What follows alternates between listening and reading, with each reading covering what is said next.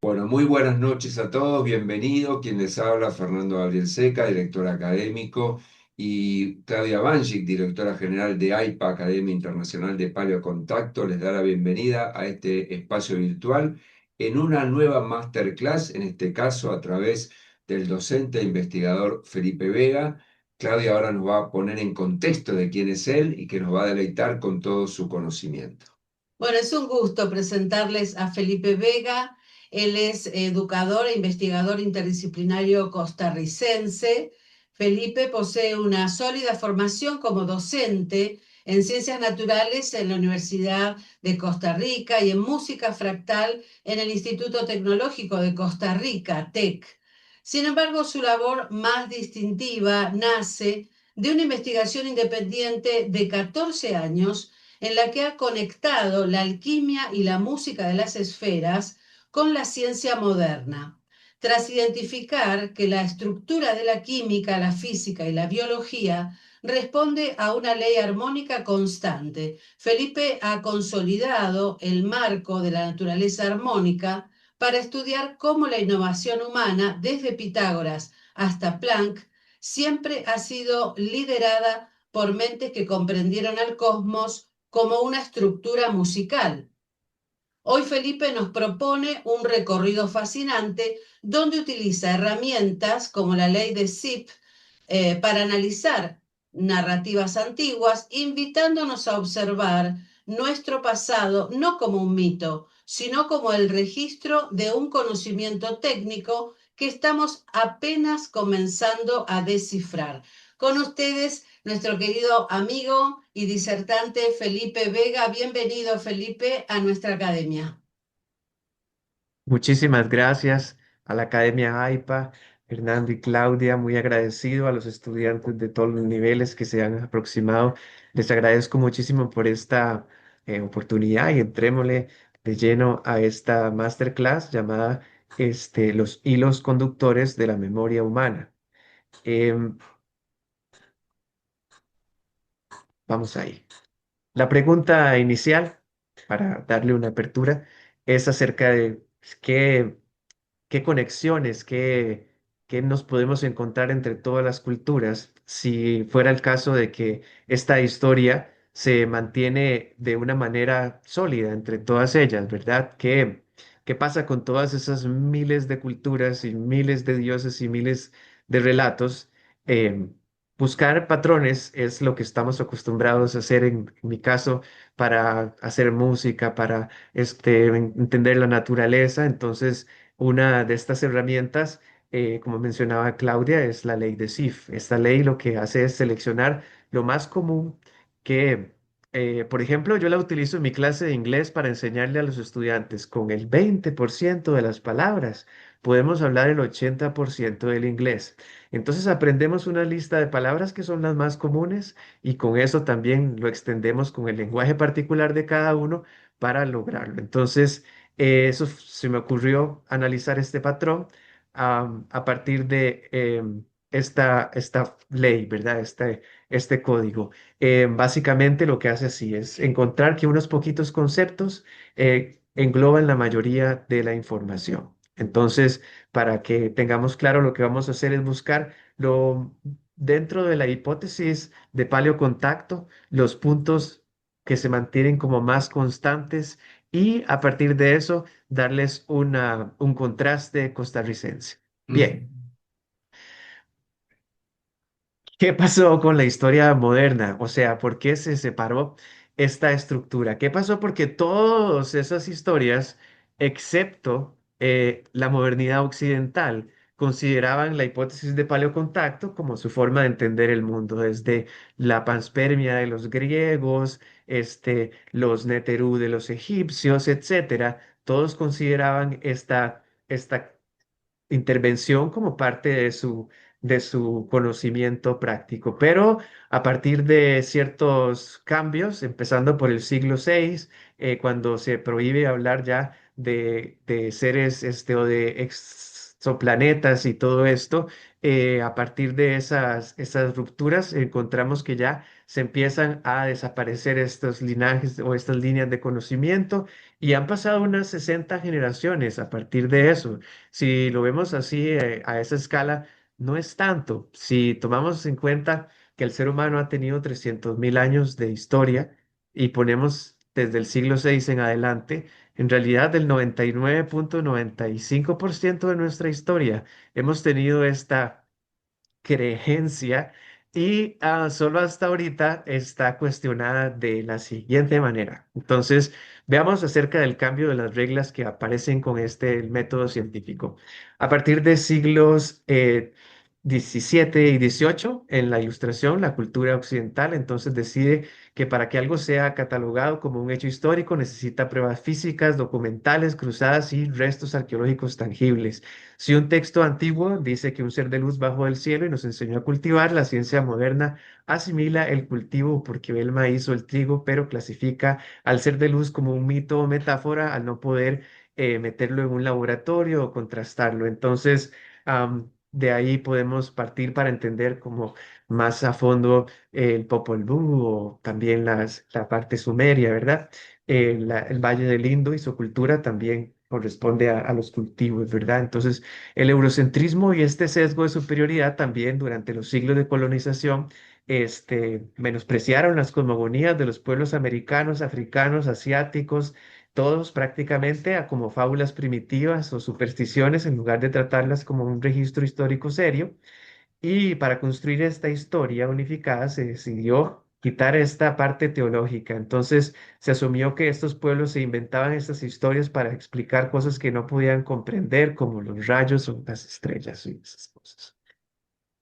Todo esto para entender de que también la historia se construye a partir de sesgos gigantescos y que está bien ponerlas en paradigma en cuestión, a pesar de que sí dentro de la ciencia existe el concepto extraterrestre, está como tomado en cuenta ahí de una manera ambigua y hasta ahorita está en discusión en el Congreso, pero verdad, esa parte ya más adelante lo vemos. Bien, empecemos con el análisis.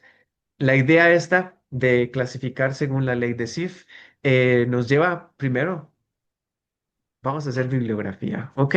Usualmente vemos los libros hacia el final o la bibliografía hacia el final, pero en este caso decidí tomar esto desde el principio. Entonces, Ibar Zap en su libro Retorno a la Edad de Oro tiene un cambio de paradigma gigantesco en cuanto a la parte del lenguaje, porque habla de una lengua como una tecnología para hablar que estaba conexa a los astros, similar a lo que decía la gente del sánscrito. Entonces, ya ahí nos vamos viendo un poco más. Ahí fue donde yo empecé a conectar más con la maestra Ruth Rodríguez también.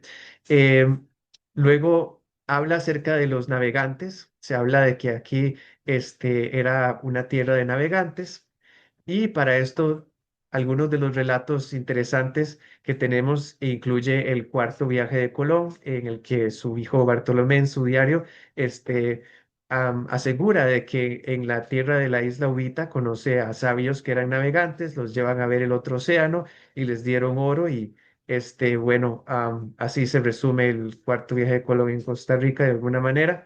Y Costa Rica entonces es un territorio en el que se pueden observar las estrellas que se ocupan para la navegación de altura durante todas las épocas del año. Entonces, esto que llamamos el Delta del Liquis y Guayabo de Turrialba eran escuelas para este tipo de prácticas. Sí, uno de los ejemplos que podemos poner es el de Pizarro, cuando él termina de ya casi invadir el imperio inca y le preguntan a rayos, al rey último inca, le dice, ¿cómo saben tanto de astronomía? Él le dice que cada 4 años sus sabios van a la Tierra de las Bolas y ellos les muestran acerca de qué, qué rutas iba a pasar y así. Entonces, si uno vaya a Guayabo de Turrialba, también los guardabosques cuentan como a veces vienen hopis o a veces vienen personas de otras culturas a recordar cómo ese sitio fue un sitio de contacto por muchas épocas. Costa Rica queda en el centro geográfico del continente, entonces esa ubicación lo hace particularmente interesante. Y lo que plantea este SAP también incluye conexiones con los egipcios por parte de los huetares, hacen análisis genéticos en los que se dan cuenta que sí existen solamente secciones que están entre, ¿verdad? Egipcios, faraones y indígenas huetares. También encuentran oro de 99,9% de pureza que es de la isla Violines, del delta del Diquis, allá en Egipto. Entonces presenta muchas pruebas, muchas ideas. Tal vez uno no puede no estar de acuerdo con todo lo que nos menciona Don Ibar, pero es una obra fascinante que habla de ese lenguaje cuadriculado que tenían los antiguos huetares y conecta con muchos de los puntos, como esto que hablábamos de un lenguaje sagrado. Tal vez más adelante, o cuando hagamos la selección tal vez rápida de contenidos, vemos que la de la Edad de Oro está. Bien. Luego tenemos acerca de la Bahía Culebra y cuando tuve la oportunidad de estar en la finca 6, la finca es donde están las esferas, conocí a un profesor de la Universidad Nacional que me mencionó que tenían estos cráneos en los museos. Esto no es casi conocimiento popular, casi la gente no lo sabe. Por mucho tiempo fui al museo a preguntar por los cráneos, me decían, ah, no, aquí no, no. Hasta que, ¿verdad? Sacaron estas revistas ahí como aceptando. Entonces, hay mucho ocultamiento por parte de las autoridades y sí hay una divulgación que es buena y que también es bastante óptima y hay buenos investigadores también trabajando en esos temas. Luego vamos a hablar también algunos de los temas que comparte Luis Ferrero en su libro ¿Por qué historia si existe? ¿Por qué prehistoria si existe la historia precolombina? Y algunos de los temas que menciona es como esto de algunas antiguas pirámides que habían en los sitios. La maestra Ruth les mencionaba como tolas también que estaban por debajo de las selvas y algunos otros temas como los chorotegas y sus sistemas numéricos. Y finalmente tenemos el de la Casa Cósmica de Talamanca que nos muestra un Usuri, una casa cósmica talamanqueña. Su simbolismo es fascinante y más adelante ya vamos a hablar de las tribus indígenas costarricenses. Entonces, poco a poco eh, vamos revisándolo. Bien. Repaso. Nuestra hipótesis, la de paleocontacto, también conocida como la de los antiguos astronautas, propone que hubo contacto por parte de civilizaciones extraterrestres en la antigüedad en la Tierra y que éstas influyeron en el desarrollo de las culturas, las religiones y la tecnología. Vamos a hacer un análisis de buscar conceptos claves dentro de este campo de acuerdo a la frecuencia con la que aparecen temas similares en los registros de los pueblos antiguos. Y ya comentamos que vamos a usar nuestra poderosa ley de Sif. Me tomé la tarea de cruzar 25, 25 culturas, 5 por continente, con 15 conceptos elementales, o sea, intercruzar 375 resultados. Como les comentaba, los únicos que no tomé en cuenta como que creen en la hipótesis de los antiguos astronautas es el occidente moderno, porque eso es, ¿verdad?, una parte ahí medio discutida. Entonces, ¿qué pasó con los resultados? Que mi modelo matemático no es que no sirvió, pero me dio a entender que no era exactamente el tipo de distribución lo que estaba sucediendo. Entonces, el hecho de que muchos conceptos queden por encima de la media, esta que yo estaba esperando encontrar dentro de un sistema, lo que me indica es que hay una recurrencia muy amplia entre estos patrones y que 375 resultados es muy poquito para yo poder tener una muestra significativa porque los temas son muy amplios. Entonces, a pesar de que son súper interesantes, este, mm, es complejo porque, ¿verdad? Requiere bastante conocimiento y, por ejemplo, intentar hacer esto con solamente inteligencias artificiales, ellas generan demasiados errores, entonces hay que estar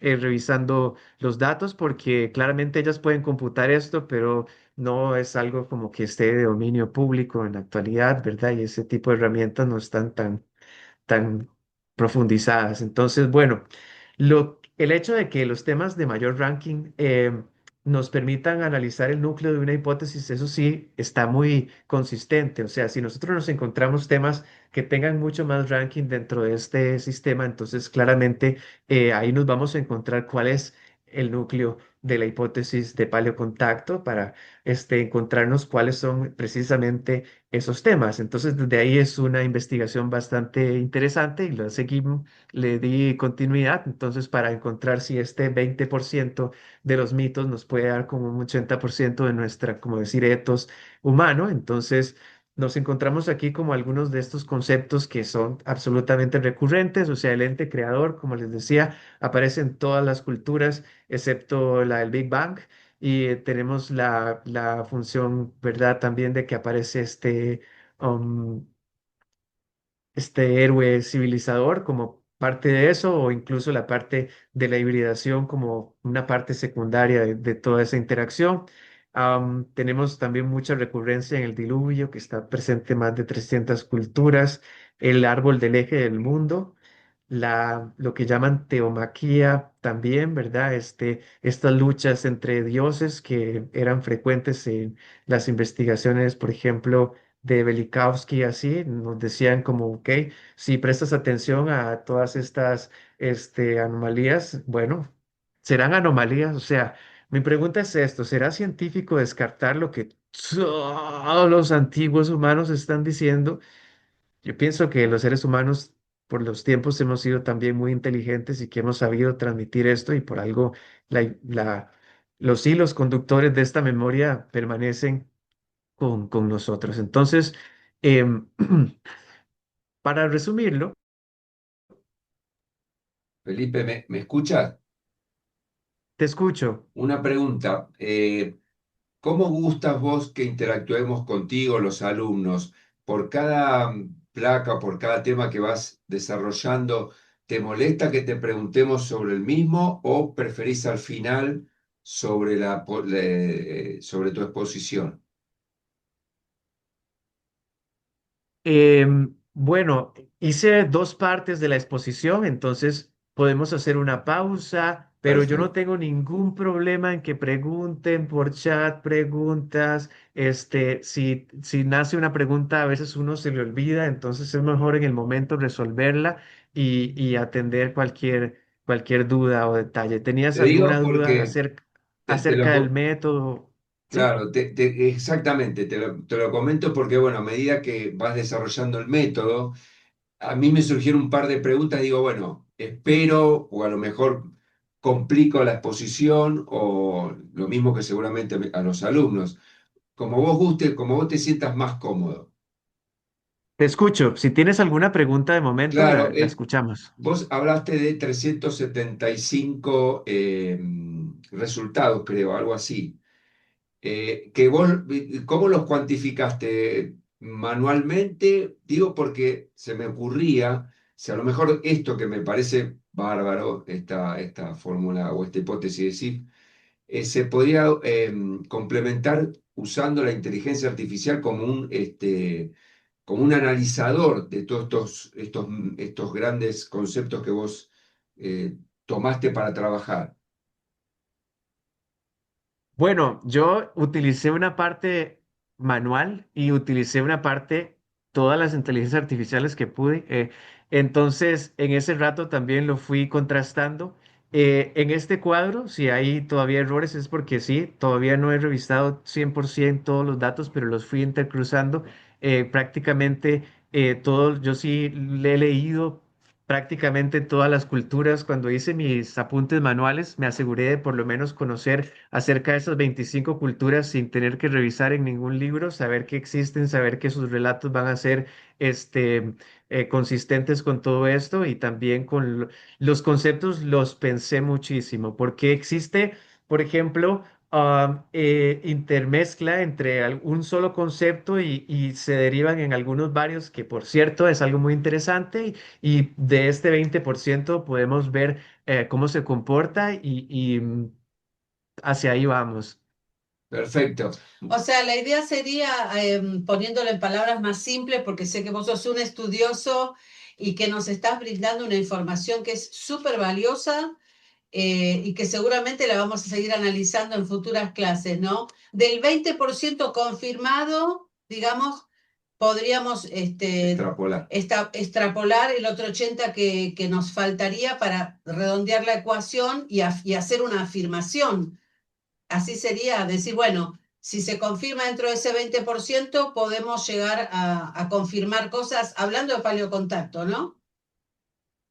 Eso ya está un poquitito aventurado, pero es decir, en el caso, o sea, si lo revisamos cómo esta validación estadística nos puede funcionar, o sea, la pregunta entonces sería si el 80% de nuestra identidad reside en este glosario, en este 20%, porque esa parte sí es casi recurrente. Entonces, el hilo conductor básico que podemos ver es una llegada de seres de los cielos o de las tinieblas, dependiendo del relato, un acto de creación o de terraformación, una enseñanza o sometimiento, un conflicto, una destrucción también está común en los cataclismos o sacrificios y una renovación de la era. Entonces, esto se repite prácticamente en las cosmogonías del mundo, está en todos los 5 continentes y en los diferentes tiempos. Entonces,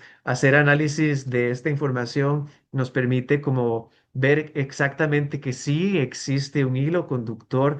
Eso sí lo podemos como que decir que entonces son relatos aislados, sino que hay una red de información que sobrevive en la tradición oral, en el simbolismo, en todas las regiones del planeta. Entonces, o sea, el contraste matemático lo que confirma es que hay un núcleo de ese mensaje, ¿verdad? Y que es bastante persistente, que lo que nos decía la desviación de la curva es que no es muy azaroso, sino que es bastante persistente. Todos están hablando de este mismo mensaje y entonces em, la idea sería que somos herederos de las estrellas, no tanto hijos del azar, como decía la ciencia sólida, así, muy tradicional y materialista. En mi caso, tuve la oportunidad de visitar Alta Talamanca, en los territorios indígenas donde viven los Bribri, y he conocido territorios huetares y otros.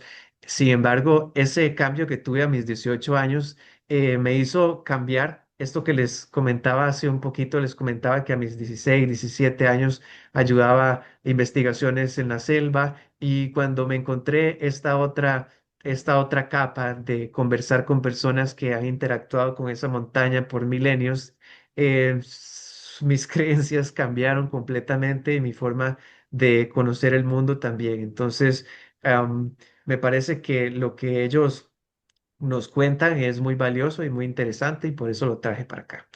Eh, Ahora sí, vamos para la cosmovisión costarricense, ya viendo de que, bueno, hay un patrón, y los ticos de Alta Talamanca, fascinantes y excelentes personas con una capacidad de humildad y respeto superiores. Entonces, me parece que la sabiduría que contienen esas cosmologías y cosmovisiones es muy linda. Entonces, como les comentaba, en la Universidad de Costa Rica estudié rituales fúnebres de los indígenas Bribri.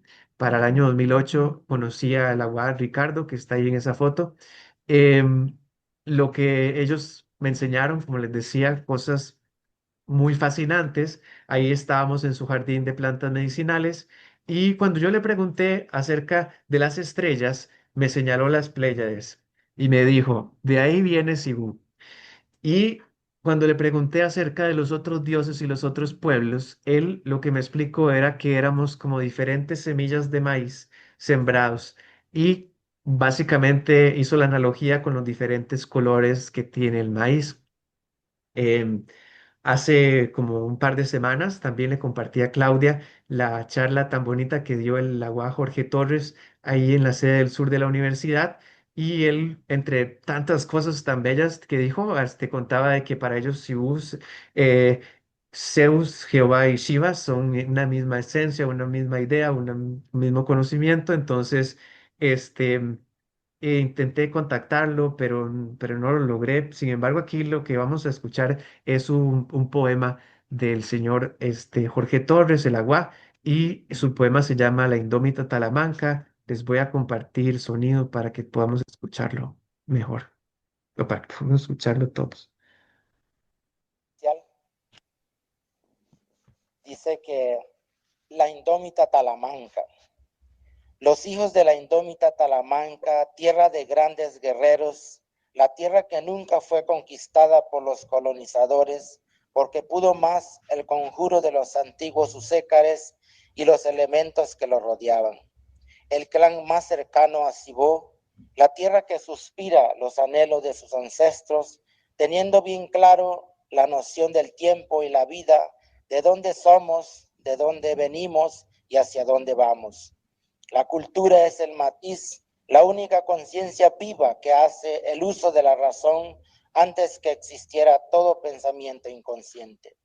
Emergidos en medio del agua y de las cenizas, en medio de la luz y del ocaso.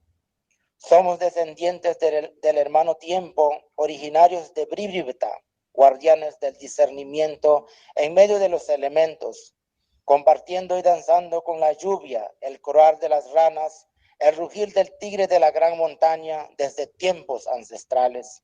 Somos hijos predilectos de la madre Iriria, purificados con el destello de las estrellas fugaces, guiados por la opaca luz de la princesa luna. Son sabias nuestras abuelas porque sus cantos hacen eco a la vida, al tiempo, el espacio y la concepción de los siglos, pero sobre todo al gran misterio de la muerte.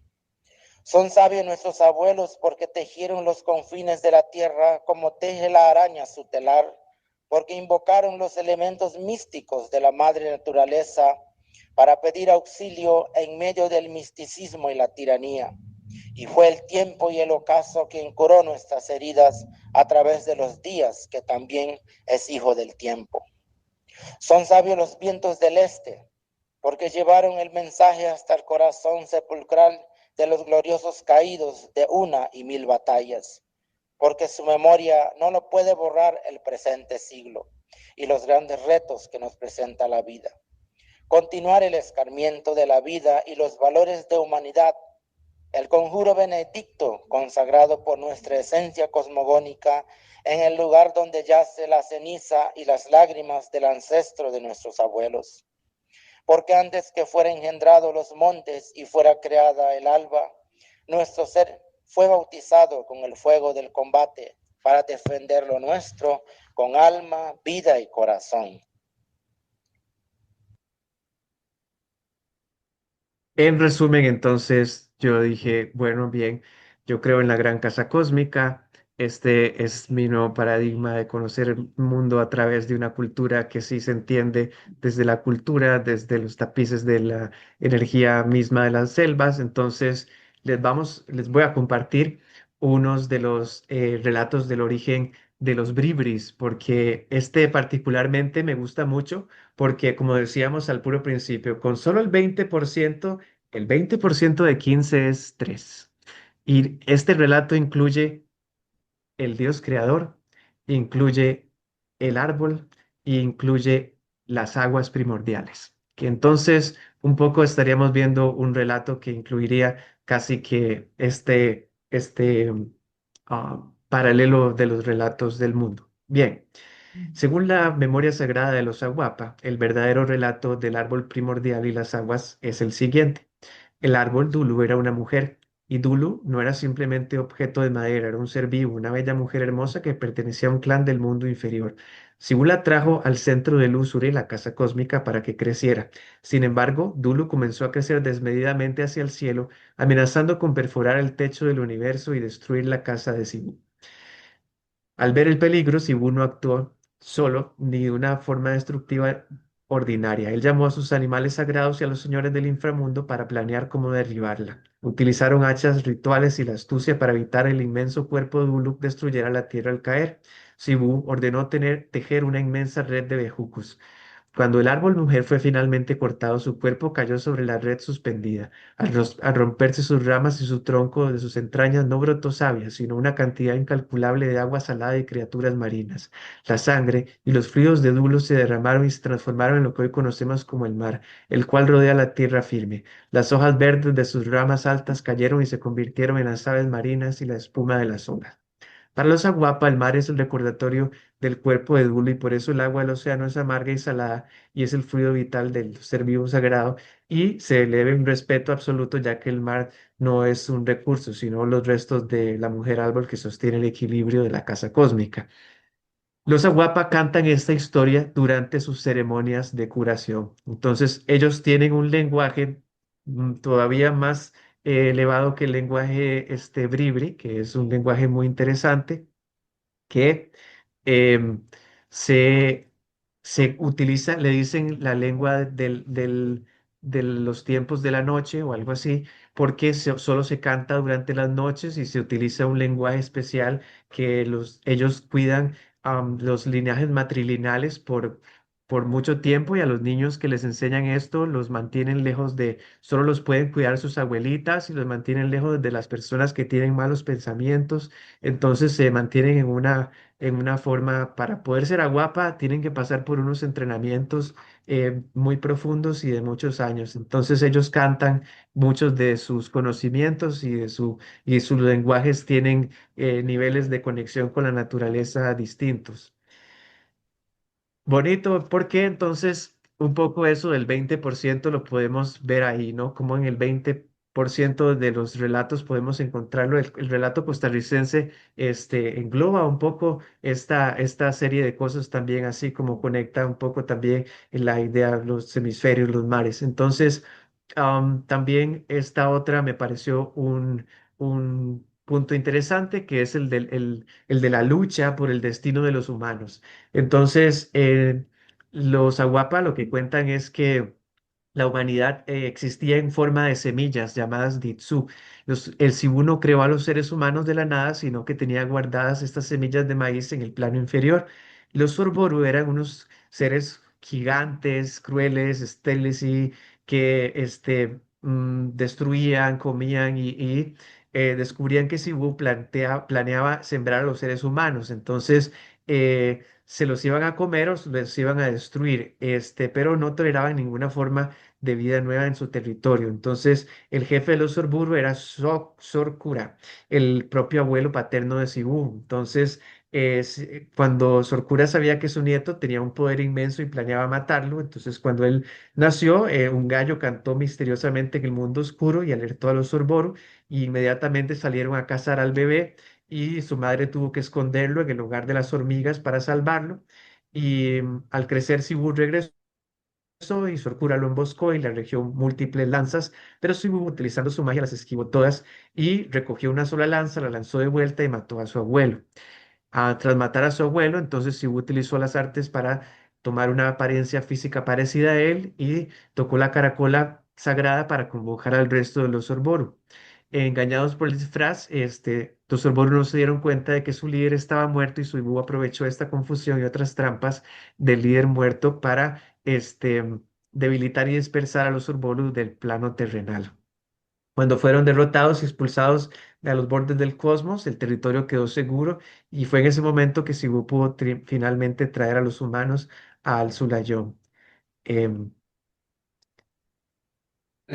Felipe, aprovecho este espacio, este paréntesis que hiciste. Me hace recordar mucho a la lucha de Zeus contra los titanes, ¿no? Una cosa muy parecido al mito.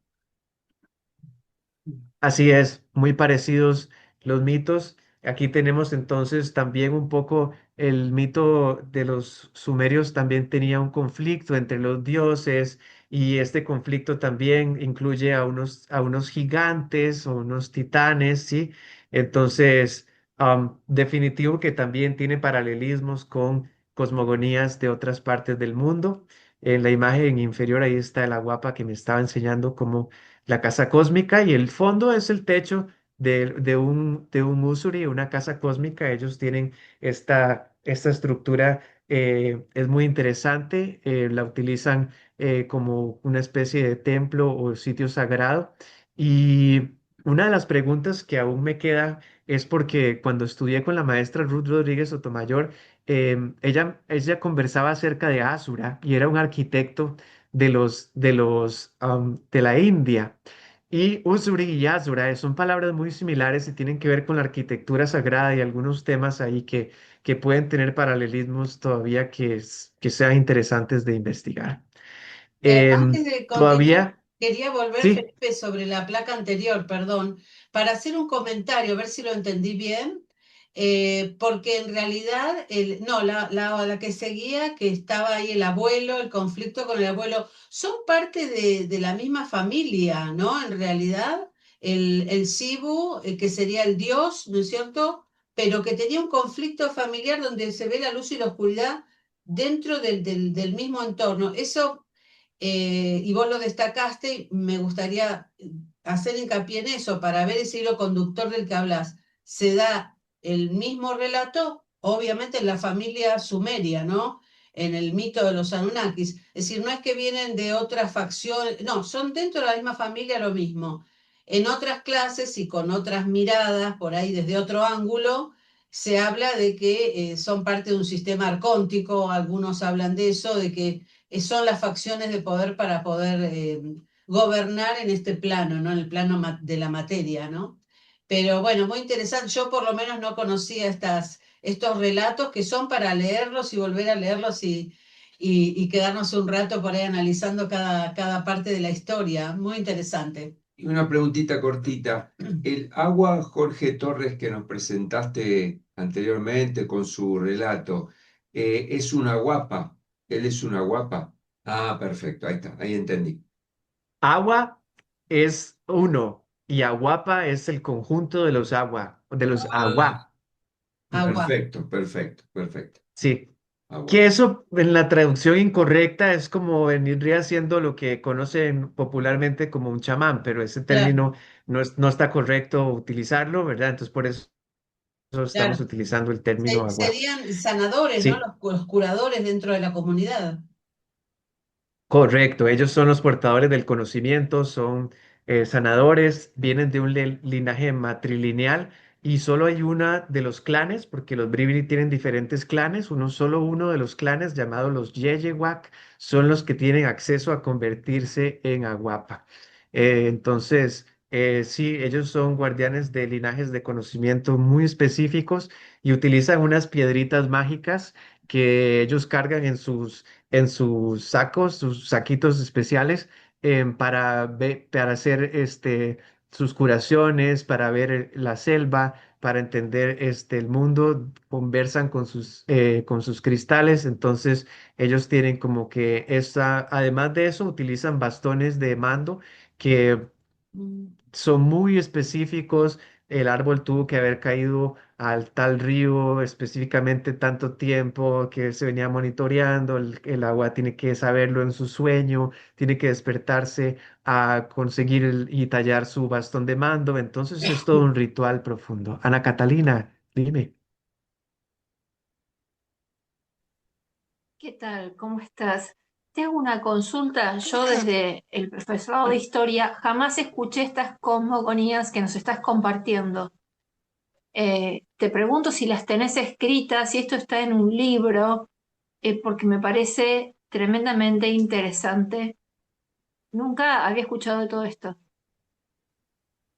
Sí, claramente yo no los saqué ahí como de verdad. Algunos sí son cositas que me contaron ellos directamente. Estos los resumí utilizando inteligencias artificiales, pero son de los textos que provee el SINABI, que es el Sistema Nacional de Bibliotecas. Y hay, a ver, los primeros historiadores lingüistas que fueron a analizar las tribus en Alta Talamanca y esos lugares, don Adolfo Constenla fue uno de esos señores y él tiene bastantes textos, incluso también comparte esta idea de que había una sola lengua que se hablaba por todo el continente hace unos más de 10.000 años y él le llamaba Proto-Paya porque aparentemente, los indígenas Paya de Nicaragua, al norte de Costa Rica, son los que tenían la mayor resonancia con estas raíces más ancestrales y se hicieron análisis de lenguas bicéticas, de lenguas chipchenses. los bribris y cabécares vienen de esos lugares. Entonces, los libros, por ejemplo, los podemos encontrar mucho en la Universidad de Costa Rica, en la Universidad Nacional, se ha hecho mucha investigación también de Borucas y otros. Entonces, sí hay libros, literatura publicada, por ejemplo, Ali. Sí. Un bribri, para tal al ratito les comparto su nombre de nuevo, pero es un señor llamado Ali que ha hecho publicaciones muy interesantes y varios de estos, por ejemplo, el Agua Jorge Torres escribe, entonces él tiene sus poesías publicadas, me parece, y así nos podemos encontrar que sí hay recapitulación de muchos de estos relatos. Yo les mostré al principio. Este libro, la Casa Cósmica Talamanqueña y sus simbolismos, incluye un diccionario simbólico de como 500 o más términos y hay otros, también hay diccionarios mitológicos, bribri, que uno se puede estudiar y son muy hermosos, muy interesantes. Am, y sí, da para mucho, ¿verdad? A mí me emociona mucho todos estos temas y a la vez, ¿verdad? ¿Me ibas a decir algo? Sí, una pregunta más. Si entre esto hay un paralelismo, más allá que estamos hablando básicamente, si no me equivoco, de todo lo que es América, vos estás circunscripto en este sector, en Costa Rica, sobre la lengua persa que hablan mucho del lenguaje de los pájaros. Y como vos hablas de la música y digo, debe ser por ahí que hay una relación con el lenguaje, este lenguaje de los pájaros que nombran muchos poetas antiguos, que viene de las cosmogonías que tienen que ver con los persas. Y no pregunto más. Tengo pocos datos de eso, pero son interesantes. Entonces, esta semana, por ejemplo, en Costa Rica apareció un ave de esos que llaman tallo. Entonces, los tallos son estos pájaros que aparecen debajo de las cavernas y aparecen en las cuevas. Entonces, la única forma que un tallo pueda llegar a Costa Rica es porque hayan sistemas de cavernas que conectan Suramérica con Centroamérica. Interesante. Así también, por ejemplo, la parte de esto, de esto de la lengua de las aves, más adelante vamos a ver el simbolismo de un antropomorfo que es el de símbolo de ave, de aviar. Entonces, pues sí, muy interesante. La idea de las lenguajes antiguos es muy fascinante y el como punto ahí como a tratar acerca de esta conexión con la naturaleza o con el resto de la forma, sí puede ser un análisis biomusicológico fascinante, ¿cierto? Porque sí puede provenir de toda esa línea. En Costa Rica, desde el año 97 se han hecho estudios de biomusicología, entonces esto que es tomar filosofía, biología, sentarse a contemplar si existe efectivamente esa línea, por ahí pues yo creo que en los próximos años estaremos viendo un poco más de información que viene traduciendo eso. He visto que japoneses están traduciendo bastante eficientemente lenguajes de aves. Aquí en Costa Rica algunas personas comparan algunos de las montañas, como ellos desarrollan diferentes tipos de lenguajes y viven en diferentes montañas, o por ejemplo, en ranas también funciona, ¿no? Es interesante ver cómo eso también pasa en humanos, ¿verdad? Los humanos también van variando los dialectos de acuerdo, y según me explica mi amigo maestro marimbero de Colombia, que del Pacífico de Colombia, allá todas las tribus van cambiando de sonido según las aguas de los lugares. Entonces, si las aguas son tranquilas en el río, la gente habla tranquilo, pero si viven muy cerca de la costa y son muy fuertes, entonces se cambia un poco el tipo del dialecto y entonces esa parte así como de que hay una interacción con la ecología, ¿verdad? Sí, sí existe en los estudios para ver. Bonito eso del lenguaje de los pájaros, hay que entrarle más. Bien. El pueblo Bribri también hablaba pues de los gigantes, uno de los temas que habíamos hablado con Fernando hace meses, que yo tenía ganas, ¿verdad?, de tratar es eso tan fascinante. Me cuentan, por ejemplo, que en los setentas Esto es un relato que escuché de una persona, decía que se escuchaban dentro de la montaña pasos de cosas que eran demasiado grandes como para entenderlo racionalmente y que los grupos de personas también a veces sentían, ¿verdad?, un susto cerca de esos lugares. Una quebrada se llama Dulu y entonces los seres humanos, de acuerdo a su relato, quedamos muy chiquititos a la par de esos Sorboru que eran grandes. Y esta historia, ¿verdad?, tiene un poco que ver con esa que la primera que vimos de la mujer árbol. Eh, el, el, la cosmogonía Bribri es súper completa y es de las más completas que hay aquí, para no decir como decir la que se ha preservado de una manera como más pura por las montañas y el lugar a donde se encuentran. Pero ellos también como que conviven con Cabécares y también con los Nove. Y aquí también el relato de los Nove, que también se les dice Guaimí o en realidad el nombre es Nove, Nove Buglé.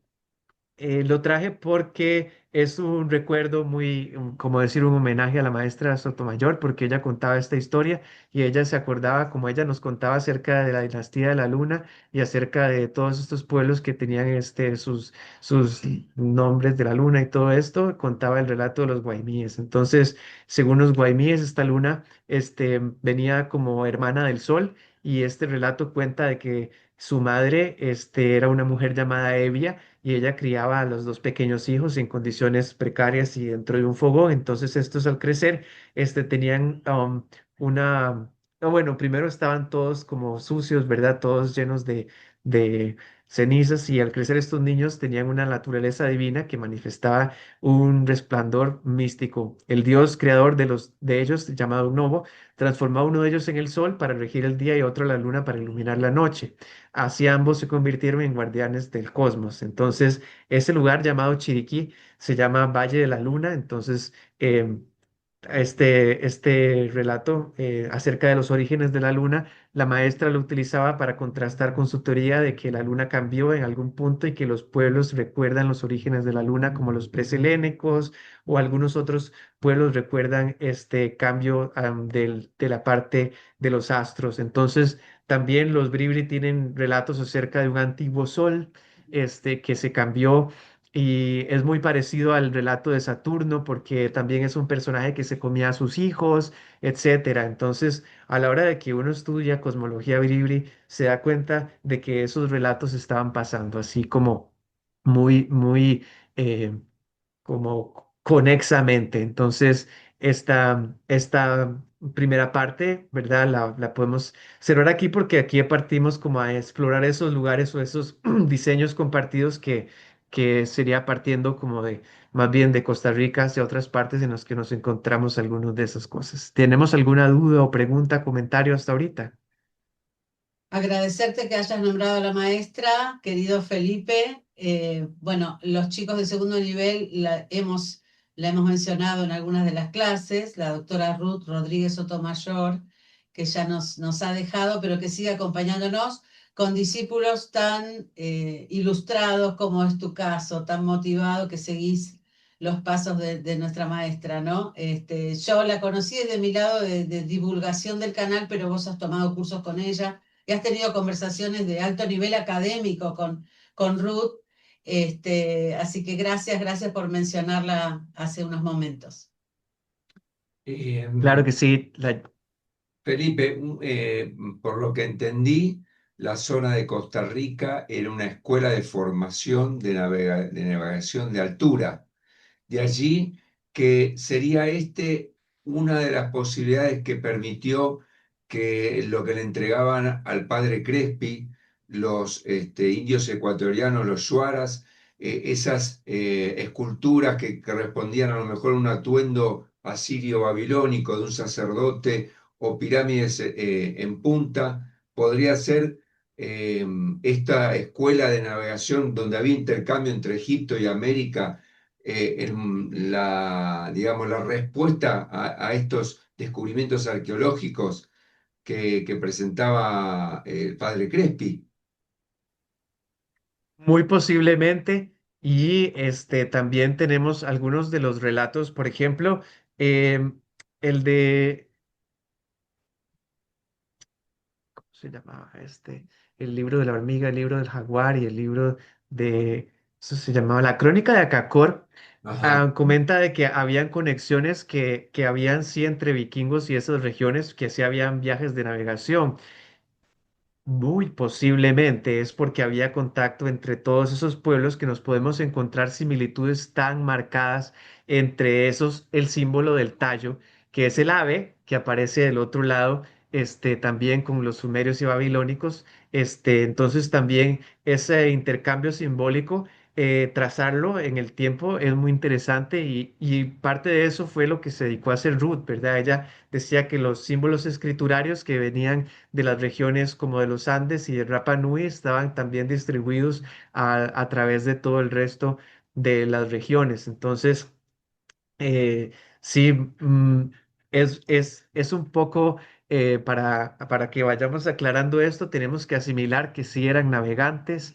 Hasta hace poquito, por ejemplo, la doctora Brigitte Kovacevic es una investigadora en JADE de la Universidad de Miami, de Florida. Ella me decía, Felipe, en realidad las personas que no aceptan que existe esa antigua conexión de los navegantes es porque ya tienen algún conflicto de intereses o algo por el estilo, porque si nosotros estudiamos Jade, nos encontramos respuestas, si estudiamos oro, nos encontramos respuestas, si estudiamos lenguaje, encontramos respuestas, genética, o sea, podemos escudriñarlo por todas las áreas y nos vamos a encontrar de que sí, efectivamente, eso está incluso dentro del relato que nos han dejado, particularmente aquí en el caso de Costa Rica, sí se sabe. Sin embargo, si uno le pregunta a una persona que solo se leyó el libro de estudios sociales de la escuela, piensa que eran maiceros sin taparrabo y no tiene la noción de que eran navegantes.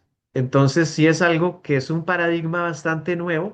Eso viene de investigaciones, por ejemplo, Ibar Zap falleció hace varios años ya, pero su investigación a partir como de los setentas, de las esferas de piedra, de sus conexiones, alineaciones con restos de partes del mundo, ya fueron indicios más marcados de lo que él llamaba sociedades atlantes. Entonces, siguiendo la pista de los atlantes, podíamos encontrar que varias de las sociedades del mundo, a diferentes lados del Atlántico y diferentes regiones, nos íbamos a encontrar simbolismo muy similar, como esas esferas que él decía que eran esferas como la de Atlas. Y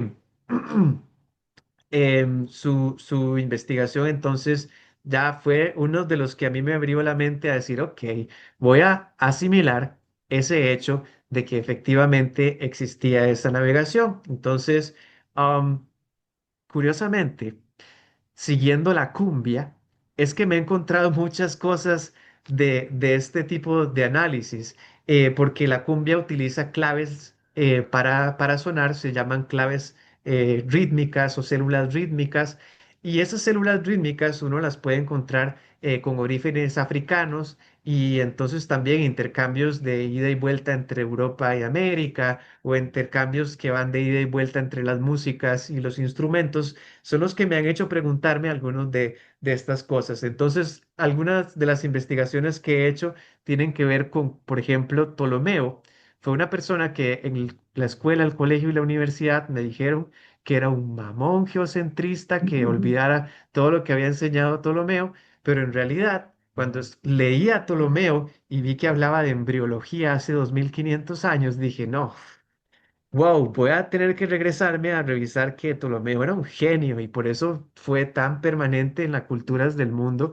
Entonces hice ese estudio tolemaico de pasar una línea, dándome cuenta de que los ritmos, por ejemplo, de las cumbias o del Trinidad y Tobago tienen uno llamado el calipso, allá en África hay afrobeat y todo eso en Costa Rica es un hit.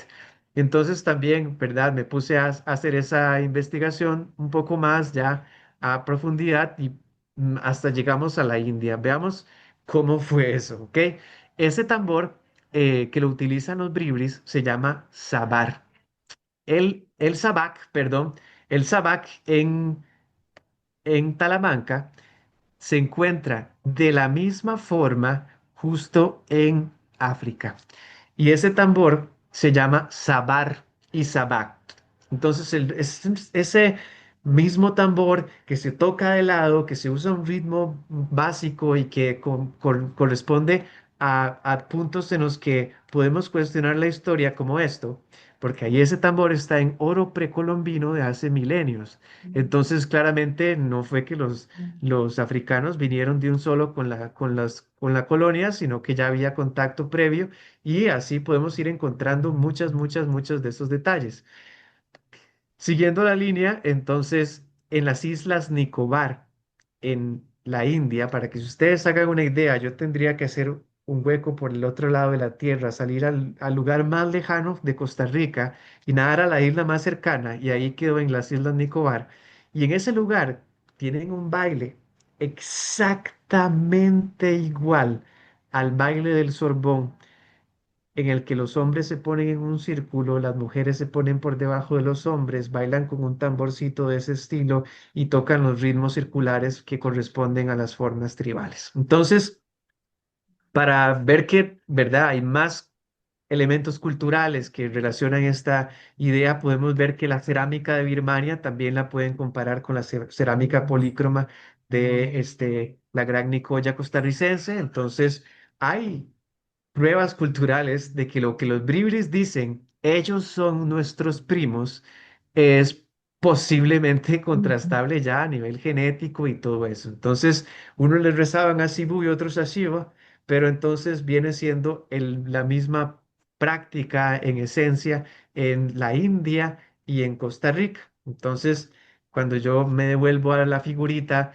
de oro, esta figura de oro trae varios de los temas favoritos del paleocontacto. Tiene polidactilia, o sea, muchos dedos, como cuentan las tribus amazónicas de que los padres ancestrales eran polidáctilos, eso lo tenemos ahí presente. Tiene serpientes que le salen de la espalda o de la parte de atrás, como en la India, esas múltiples serpientes que le salen de las partes de atrás. Muy interesante, la maestra Ruth decía que correspondían a los linajes de los antiguos, el linaje de la dinastía de las serpientes. Este, Luego tenemos que, bueno, hay serpientes que le sale, o ahí también está mostrando estos serpientes que salen de la cintura, también son parecidos a los que tienen los Epic en África. Entonces, vean el rostro, o sea, sí parece un poquillo africano y también tiene una gaita que es como las que utilizan los indígenas de las selvas en Colombia. Entonces, muy interesante ficha y lo que más me llama la atención particularmente es el tambor, pero también este simbolismo que podríamos ya encontrar de que quizás sí haya esa antigua conexión entre los antiguos sabios de los continentes, pues muy marcada. Vean esto me lo encontré hace poquito a un Stargate. Y yo dije, wow, no, qué emocionante. Una, un, Uno de estos metates tiene, es un artefacto lítico que está relacionado a sacrificios rituales, está relacionado a algunos de los puntos claves de las teorías de paleocontacto. Entonces, vean la figura, tiene sus brazos así, igual que los brazos, o sea, lo primero que vi fue que tienen los brazos similar, ambos para arriba. Me pareció muy interesante, lo vi que está como sobre una especie de barquito o vehículo y tiene varios otros seres ahí que acompañan esas, les llaman metates aquí, pero algunos de esos metates no eran exclusivamente para moler maíz, tienen diferentes tipos de sobres, algunos son redondos, algunos son como cóncavos, entonces se dice que algunos se utilizaban como espejos de agua, se dice que algunos se utilizaban con diferentes formas, entonces em, bueno, vean que este tiene un ser ahí como, perdón, disculpe, este tiene una carita ahí por debajo, este también tiene una carita ahí que está por debajo del bicho principal. Hay muchas veces que a Shiva se le representa con unos colmillotes, entonces también me pareció interesante que la representación está un ser dentro de un marco que podemos llamar una especie de portal, ¿verdad? Adelante. Sí, inclusive volviendo, ahí está, gracias. a la figura central, esta deidad o como sea este ser, la posición de las manos me hace mucho acordar a esa deidad que está en la Puerta del Sol en Tiahuanaco, ¿no?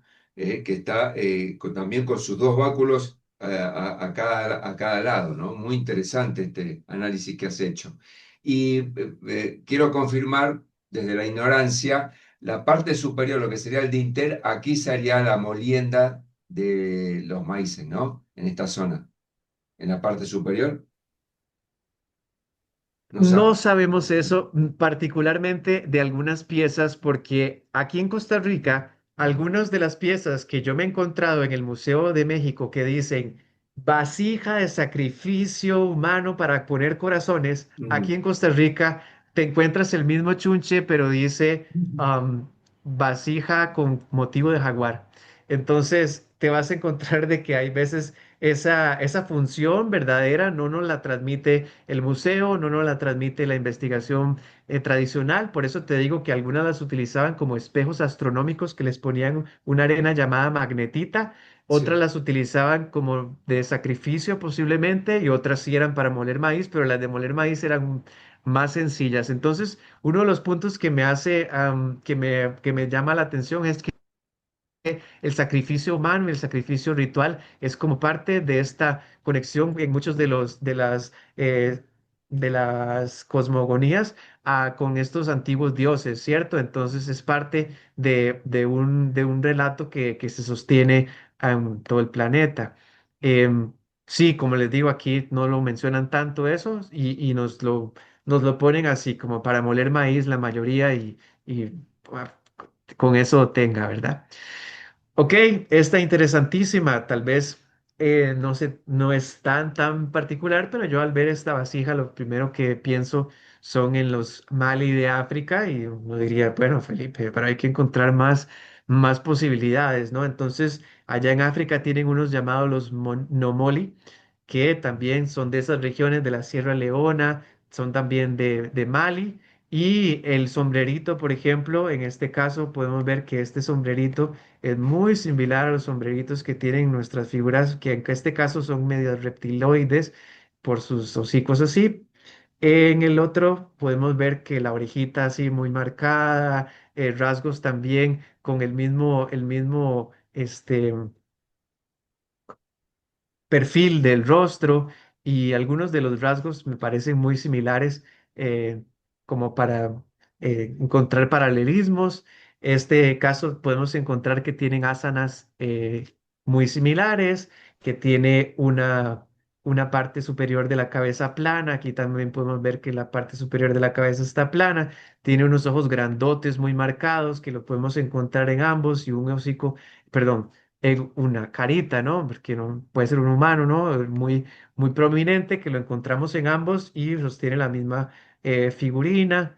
Este, así también están los otros de la Sierra Leona, que también nos podemos encontrar con puntos como, por ejemplo, sería estas figuras como este sé, claro, sombrerito, cosa que total. lleva aquí puesta por encima, también la forma de las caras, los colmillos muy marcados,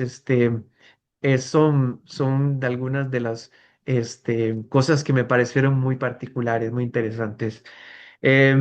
También, y ahora yendo para el otro lado, fue como un retorno ahí, pero esto me pareció interesante, ahora que también tenemos aquí asistentes de Chile y todo, ahí ya más cerca de Chile está esta isla de Pascua y también nos podemos encontrar de que estas estatuas aquí en Costa Rica, esto puede medir unos buenos 2 metros, en realidad es grande. Este, y tiene unas aperturas que son 3 aperturas. Em, Adelante. No, por favor, termina el relato y después te quiero hacer una mención justamente a esta figura que estás señalando. Adelante, por favor, Felipe, no te quiero cortar. Tiene una base que su funcionalidad pues no está tan bien definida, pero lo que dice, por ejemplo, el investigador Sapp es que estos eran rompevientos como los que ponen en los frentes de los barcos para navegación, entonces ponían grandes piedras para que el barco tuviera una buena estabilidad y pues esa, como les comento, es bastante grande, aproximadamente unos 2 metros, ¿verdad? Y esa está en la finca 6 ahí en el museo, y adelante, te escucho. No, que esta escultura o esta estructura, sí, esta escultura que estabas mostrando, me hace recordar muchísimo al calvo de Göbekli Tepe, la postura que tiene. Exacta. Sí, yo también pensé lo mismo. También las manitas y muchas de las formas estas que hay son similares a las de Göbekli Tepe. Por eso sí me parece muy interesante. Lo he pensado también y sí, sí. Aquí tenemos, por ejemplo, las de Rapa Nui, de Isla de Pascua, y tienen unas esferas también marcando direcciones de lugares. Y aquí las de Costa Rica son muy interesantes. Aquí en esta foto casi no se ve la otra, pero está como por allá. Y estas, son esferas que están en la finca 6, a donde, cerca del delta del Diquis, que es el sitio donde fueron encontradas, y tienen la particularidad de que, bueno, en su mayoría fueron localizadas en lugares cerca del agua. Algunas tienen marcadores astronómicos, por ejemplo, estas de la finca 6 marcan cuando el sol pasa por encima de Costa Rica, que es 2 veces al año. Marcan lo que se llama sol cenital. Entonces es un fenómeno interesante astronómico, y también lo que se dice es que eran mapas de navegación que apuntaban hacia las diferentes islas, que algunas estaban apuntando hacia las islas como Jamaica, Puerto Rico, Trinidad, algunas estaban apuntando. Hay algunas en presencia en la isla del Caño. En la isla del Caño hay esferas, o sea, también está bien comprobado que ellos eran buenos navegantes, porque llevar una piedra de ese tamaño con ese peso ahí, así remando en una balsita, no lo creo. No está nada sencillo. Ellos tenían medios para lograr eso, y ahí la isla del Caño es una de esas pruebas. Hay esferas en otras partes. Aquí en Costa Rica, los investigadores del museo, la principal investigadora del museo, lo que dice es, no, aquí no me comparen las de Costa Rica con ninguna otra. Ellas son diferentes, son un contexto particular, pero cuando uno se da cuenta de que eso no tiene tanto sentido científicamente, si uno las compara con otros lugares. Tenemos esferas en México, en Bosnia, en la isla de Pascua, en diferentes lugares, y posiblemente sí tengan que ver con este lenguaje post-Atlante, o este lenguaje de navegantes, ¿cierto? Em, Felipe, vos decías recién la isla del Caño, dijiste que ahí es una prueba de que las hacían ahí. No entendí esa parte de las esferas. Quería preguntarte cuál es también tu hipótesis, ¿no? De cómo las hicieron o por qué esa demarcación, ¿no? Para hacer mapas de navegación. Te voy a compartir la hipótesis de Ibar, no la mía, porque yo la mía no la mía es diferente. La mía, para mí, funcionan más tarde, la compartimos, pero de momento, para que esta hipótesis que se maneja desde los 70 la podamos validar, lo que habla don Ibar es que funcionaba como estas esferas y cuadros, que llaman cuadros mágicos, que los utilizan para medir las secciones del cielo, y que también existen en forma de esfera, de tal manera que sí se podían utilizar. En la imagen déjenme regresarme un poquito, porque en la imagen del libro hay en el fondo de la, lo ven, la esfera está detrás del, del aparatito de Jade. Entonces ahí vemos la esfera, y justo aquí trae unas letras. Entonces lo que él decía es que las estrellas que corresponden a las magnitudes alfa y beta son las estrellas que tenían asignados caracteres de sonido, y que por eso lenguajes palíndromos como el náhuatl se pueden explicar, que palabras como backup sean como de ida y vuelta, porque ellos estaban mapeando, decir, rutas de navegación, para poder lograr como decir, una funcionalidad de un lenguaje que por eso le decía como una especie de tecnología para hablar. Ujú. Perfecto. También algunas de ellas también tenían glifos, algunas de ellas también tienen petroglifos. Entonces la pregunta de que si también se utilizaban como otra especie del marcador del lenguaje existe. Y yo también tengo otra que más tarde vemos, ¿ok? Sí, dime. ¿Hay algún trabajo, alguna hipótesis de trabajo en cuanto a recrear la ubicación de algunas esferas? Porque cuando la vimos en la academia, habíamos relevado de que la Fruit Company, cuando empezó a desmalezar terreno en Costa Rica para hacer sus producciones, movilizaron, inclusive hasta partieron las esferas. Digo, no sé si hay algún trabajo que se esté realizando en función de lo que quedó original, digamos así, en su posición original, se pudiera reconstruir o avanzar en un mapeo astronómico. No sé si o no. Lo contrario está pasando, aunque sí O- se están, si se encuentran o sea, si se encuentran nuevas, porque estoy 99% seguro de que hay muchas todavía que están enterradas, esas pues de ahí van a tener el dato de que aparecen ahí en situ. Sin embargo, la mayoría de los casos en lo que eso sucede son movidas, si las traen a la finca 6 su reubicación o volverlas a poner en los sitios es complejo. Pasa que ahorita las tienen, por ejemplo, en lugares de gobierno para marcar ahí como una estructura de poder. Entonces, como en el paradigma de los cacicazgos, que yo no me lo termino de comprar, lo que decían es que las utilizaban como una especie de marcadores de poder, ¿no? Como si fuera la estatua de Trump, dijo. Las ponían ahí por afuera de sus casas y que entonces marcaban de poder. Entonces, todavía uno se las encuentra en algunas casas de personas que tenían esa mente así de llevársela para ponerla ahí enfrente de la casa para decir que tenían eso pasa y las únicas que se estudian, como les mencionaba, son esas que marcan la alineación con el sol cenital, son las únicas como que la gente las va y el día ese hacen un festival, dicen que, yo no he estado el día ese particularmente, pero dicen que al amanecer el sol se ve blanco en el horizonte cuando pasa eso, entonces muy bonito, muy interesante, tienen ese festival. Pero no existe mucha investigación que las esté como reintentando como ubicar ahí. Como te digo, las investigaciones que hay, lo que hacen es dar 7 claves de por qué las de Costa Rica son únicas. Ah, y por cierto, sí me preguntaron acerca de la construcción, de cómo posiblemente la lograban. Mm. Y es interesante, hay unos talleres de piedra que les dicen Cansot y que son los lugares en los que posiblemente los labraba. Mi creencia es que posiblemente tenía que ver con una especie de sitio con agua y que les iban, ¿verdad? Rompiendo los bordes.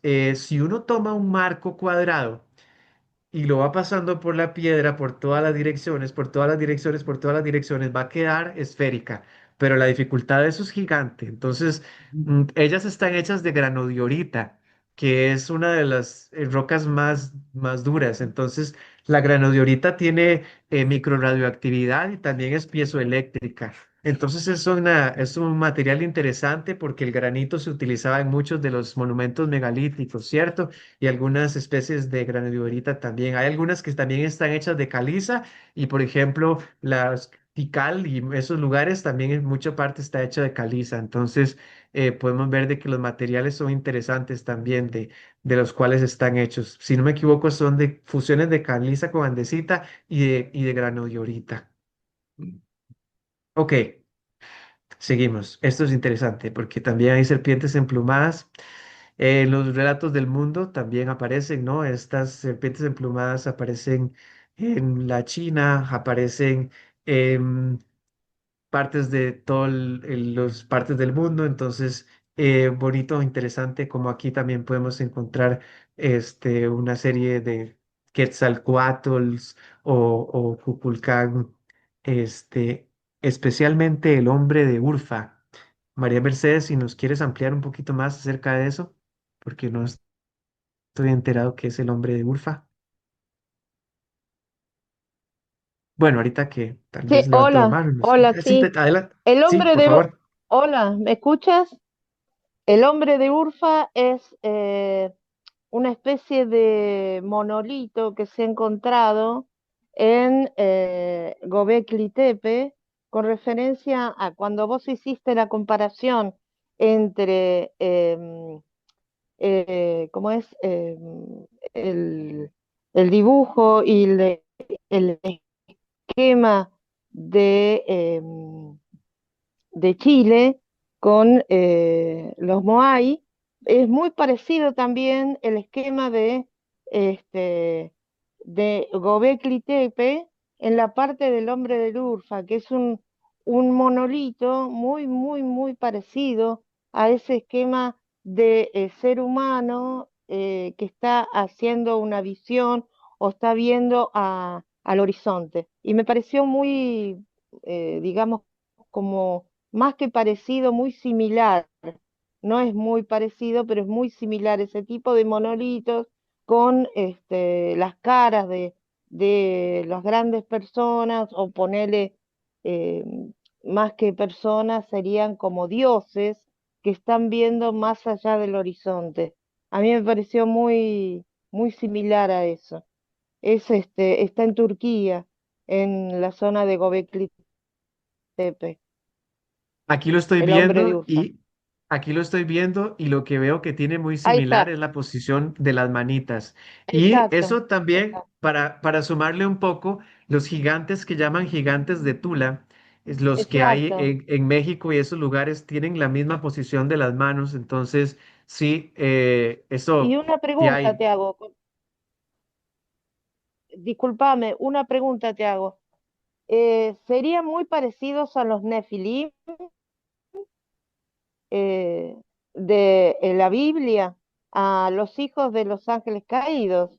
O sea, en realidad tienen grandes dimensiones, como si fueran eh, personas de grande altura, y lo podrían haber hecho de la misma altura de las personas que lo hicieron, pero sin embargo se da la impresión de que eso fue hecho explicando que hubo una época donde hubo ciertas entidades parecidas a los Nefilim que creemos que han existido en algún momento, y por eso después hubo un diluvio y demás.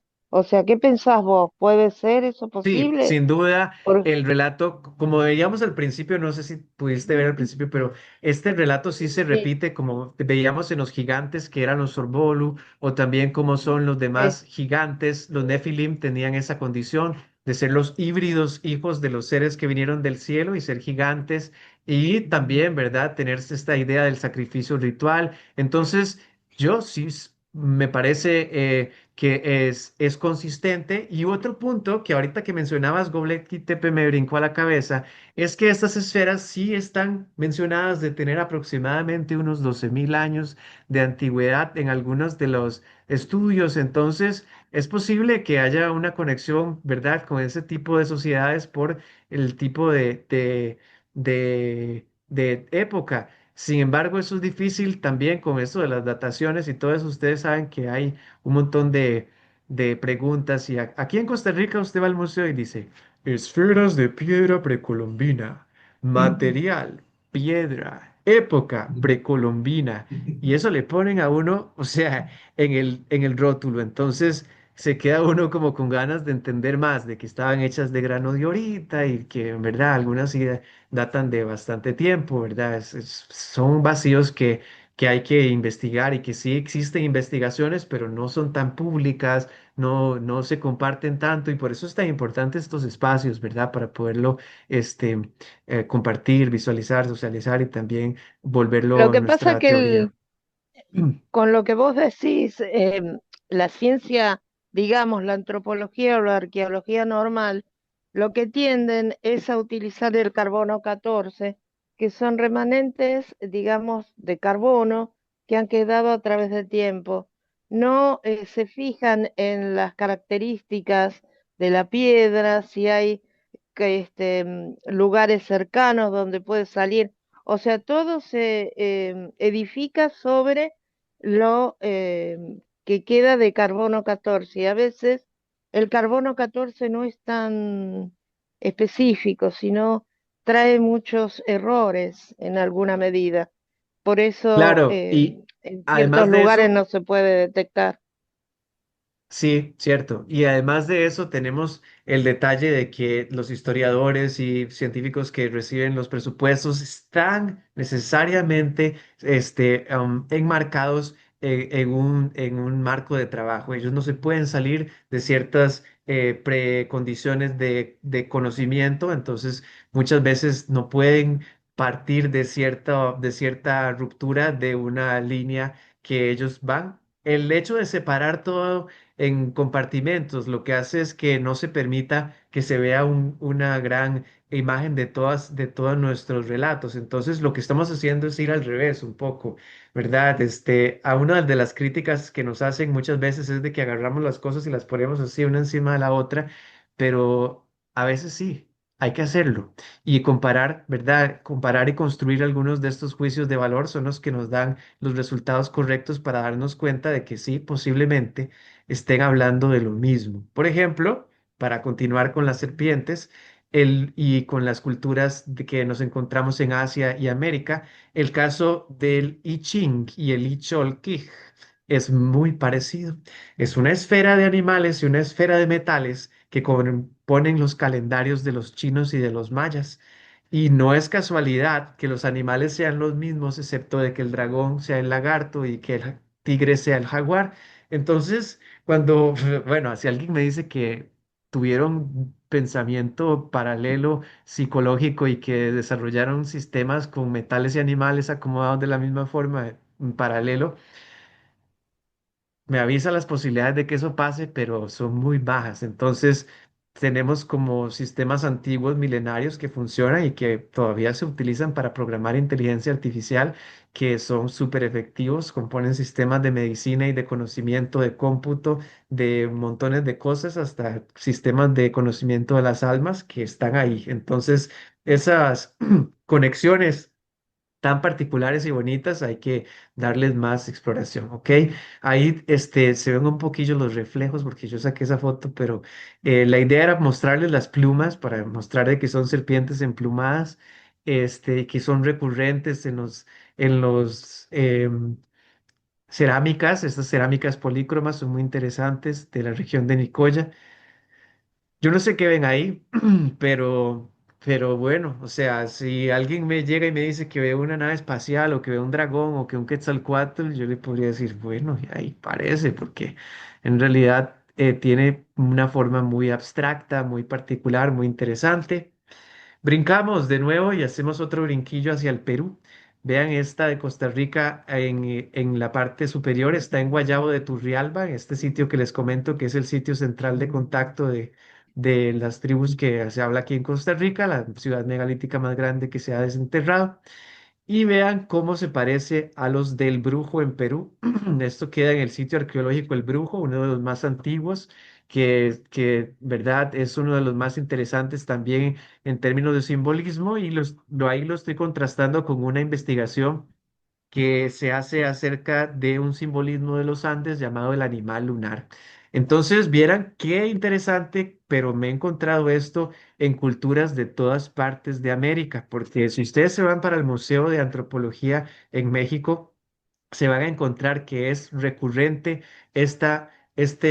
animal tan particular, tan raro, que no corresponde a los animales. No, en México, por ejemplo, ellos tienen una serpiente bien dibujada, tienen un ave bien dibujado y tienen esos seres que son ahí intermedios, que también están adrede, o sea, no son cosas que surgen así como, ¿verdad? Sin una intención. Entonces, aquí los vemos en otros tipos de cerámicas polícromas ahí representados. También lo de los cráneos enlongados se parece mucho a los enterramientos que hay en Perú con los de Costa Rica. Em, Están asociados a unos tipos de conchas que ellos utilizaban como moneda de intercambio llamadas spondylus. Están asociadas a una especie de collares también, a personas que se limaban los dientes y se hacían crecer sus cráneos y tenían sacrificio humano. Entonces eso se encuentra por las costas de América y se encuentra por toda esa zona. me encontré un libro interesante acerca de masonería maya y dije, oh, mira, tal vez yo puedo encontrar todos esos paralelismos en Costa Rica. Entonces, por debajo de las selvas en Costa Rica, como les decía ahí en el paralelo número 83, hay particular cantidad de sitios arqueológicos debajo de la selva. Entonces, ahí en el paralelo 83 hay una alineación de sitios que van a dar hasta Corcovado y a otros lados. Em, Tenemos este tipo de sistemas escriturarios muy interesantes y particulares. Algunos de esos discos son de Honduras y son de Guatemala y de algunas zonas también cercanas. Ese es el único que exhiben aquí en Costa Rica, el único que me han dejado ver de los cráneos elongados, vea cómo me lo enseñaron, sin mitad del cráneo. Entonces, qué gracioso, pero así es como lo tratan a uno en el museo. Y este es el de una mujer, era enorme, entonces eso, ¿verdad? Lo se puede ver con las dimensiones del cráneo a la par de otros cráneos. Em, y pues vemos que tenían estas limaduras dentales que se practicaban y también la parte de elongación de los cráneos. En ese libro que se llama Vida y Muerte en el Valle del Jícaro, en Bahía Culebra, vean qué casual.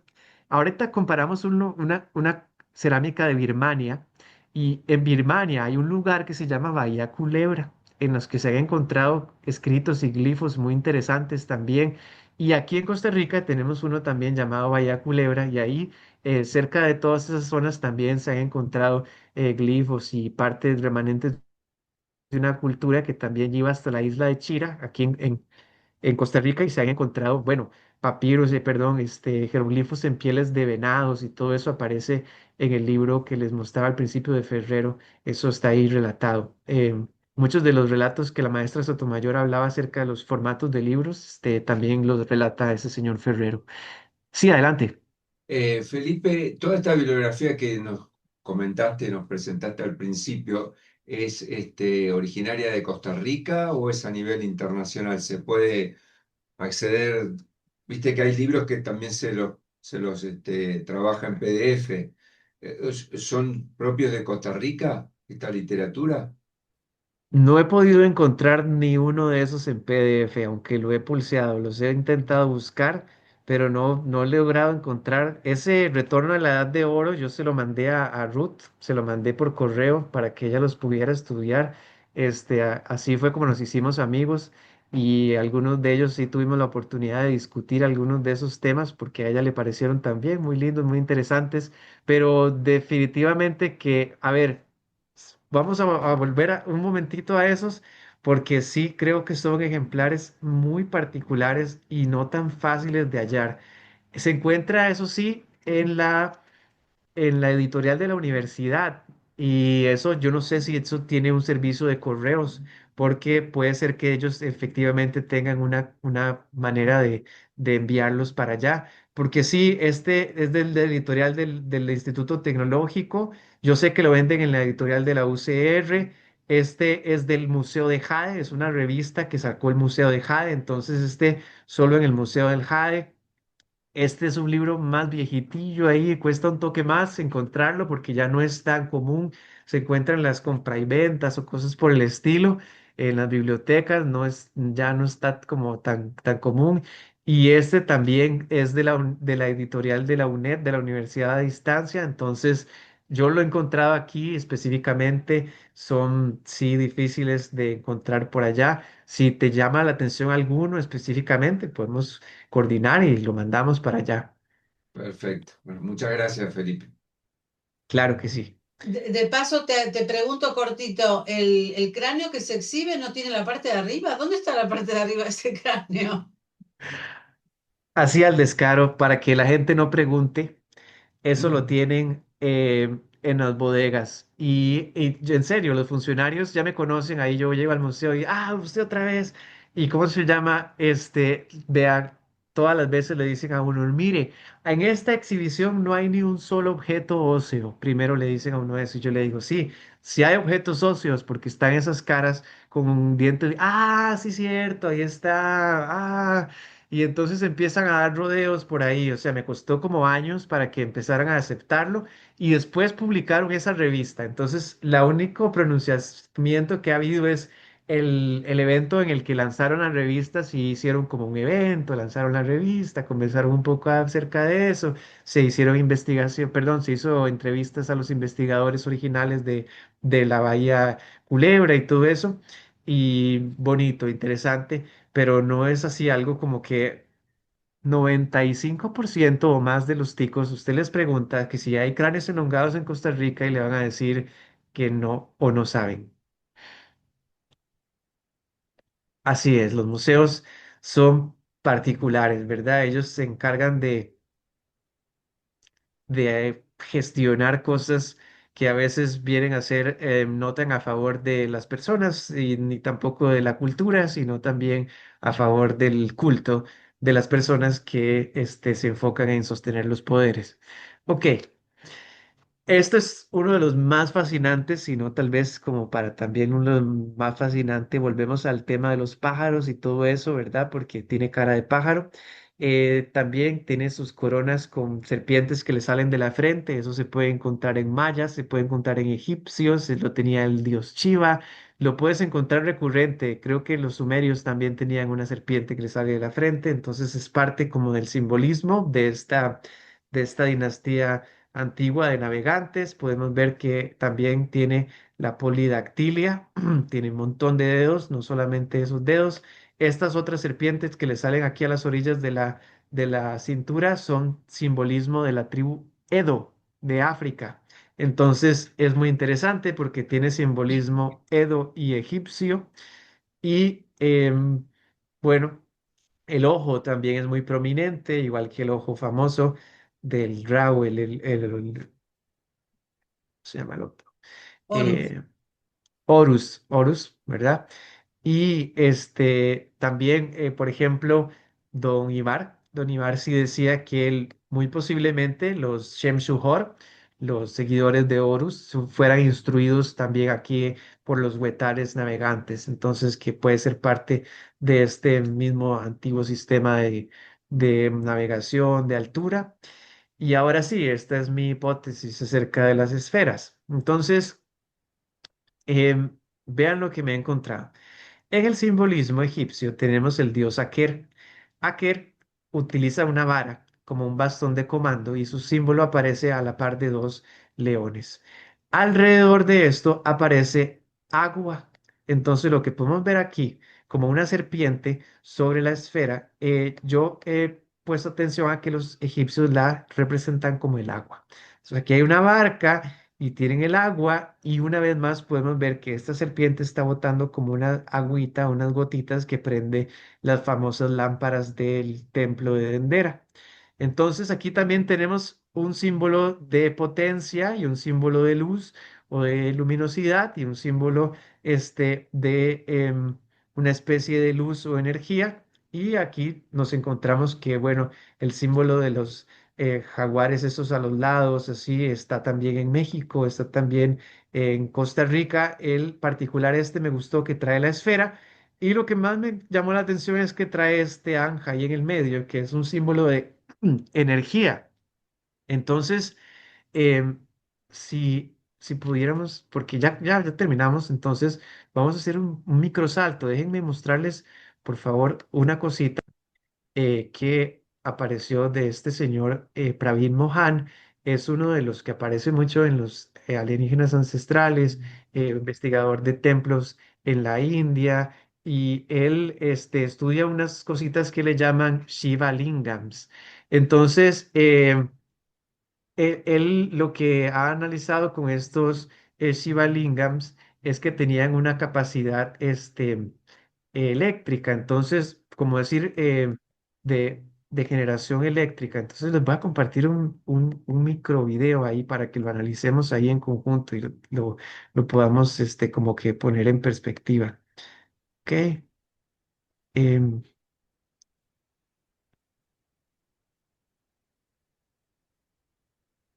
recreated this lingam for thousands of years. People have been pouring water on the lingam. This is a well-known ritual to Hindus, so let's do that. And let me place it in such a way that the spout is directly above the pot. Let me pour water on top of the lingam to unleash the power. And look, just like magic, we see electricity rising in the pot. We are getting more than 0.5 volts of electricity. This is what they were doing in this ancient temple in Indonesia, where the ancient builders generating electricity from the lingam. We have recreated this lingam. Ok, entonces lo que nos dice básicamente es que con ese mecanismo, pasándolo por el lingam, pueden sacar con el agua un poco de energía. Y Bart, en su libro, El Retorno a la Edad de Oro, cuenta de que ahí en el delta del Diquís habían unas vasijas que eran de más de 1 metro de diámetro que nadie había podido explicar por qué o para qué servían. Pero ese lugar es muy particular, es muy interesante y el contexto en el que uno se encuentra, la esfera más grande que hay aquí en Costa Rica, es sobre un pozo. Ella está sobre un pozo ubicada, entonces esa esfera del silencio está en su sitio, ¿verdad? Están ubicadas sobre pozos.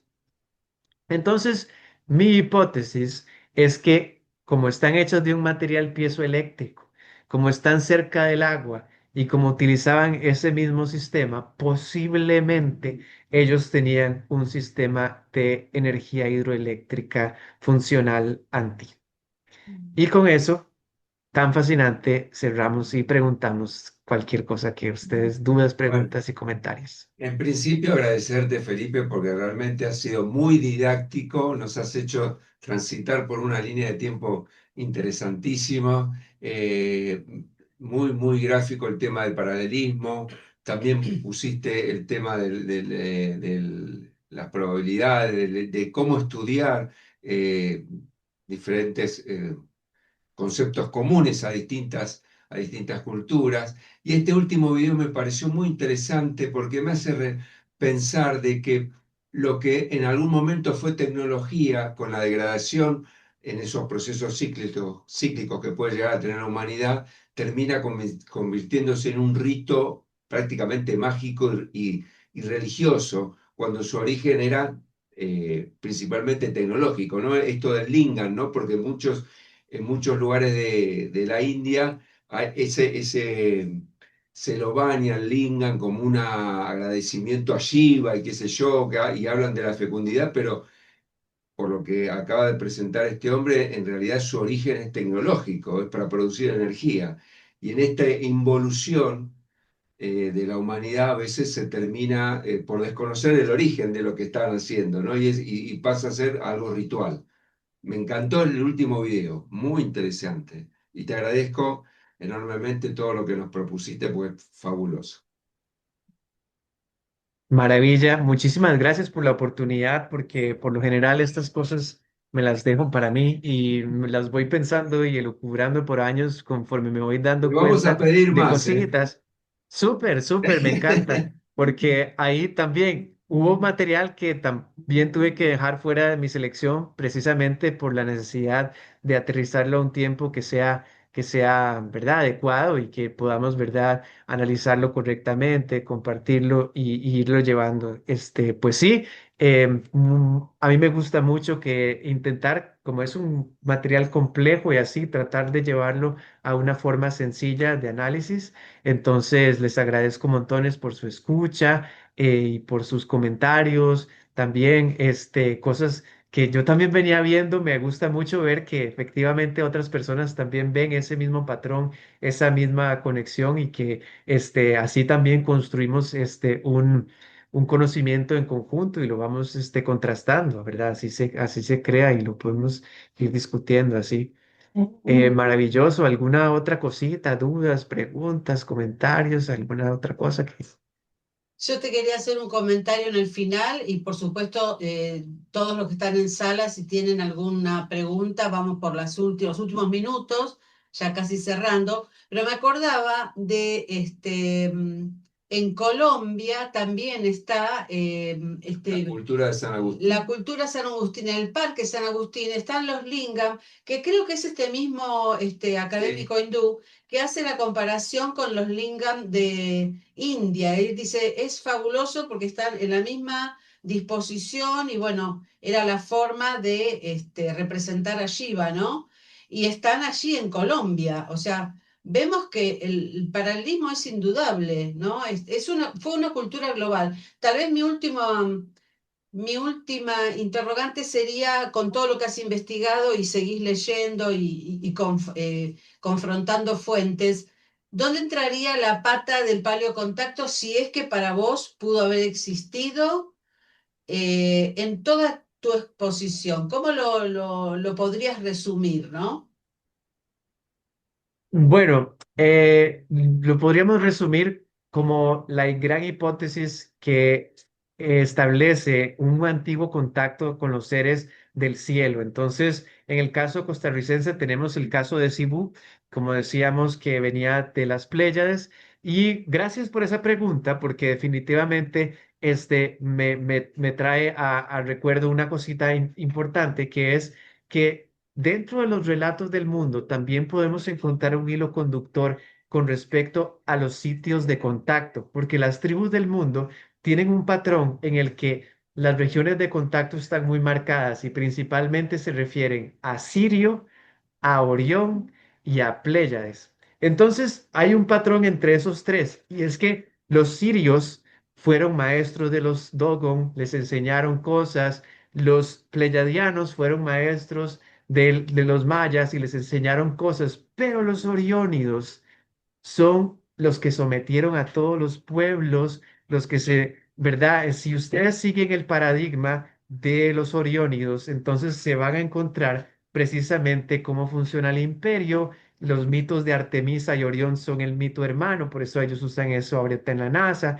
Se van a encontrar de que eso sucede en los griegos que tenían su mito oriónido con los titanes, también los nórdicos y también todos los del Valle del Indo con Aldir corresponde a un guerrero. Entonces, esos guerreros invasores y esa línea de contacto muy frecuentemente es la línea oriónida.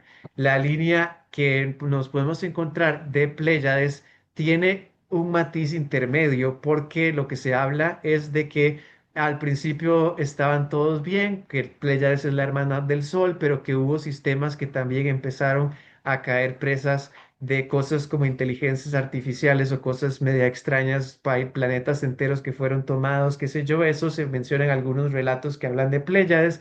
Y luego el caso de Sirio, Sirio son tres estrellas muy particulares, los mencionan las tribus Dogon de África y ellos las conocían antes que los astrónomos, entonces es muy interesante que ellos, hay otros, ¿verdad? Que también hablan de los sirios y así, entonces es interesante finalmente esto por 300.000 años, excepto los últimos 1.200, o ¿verdad?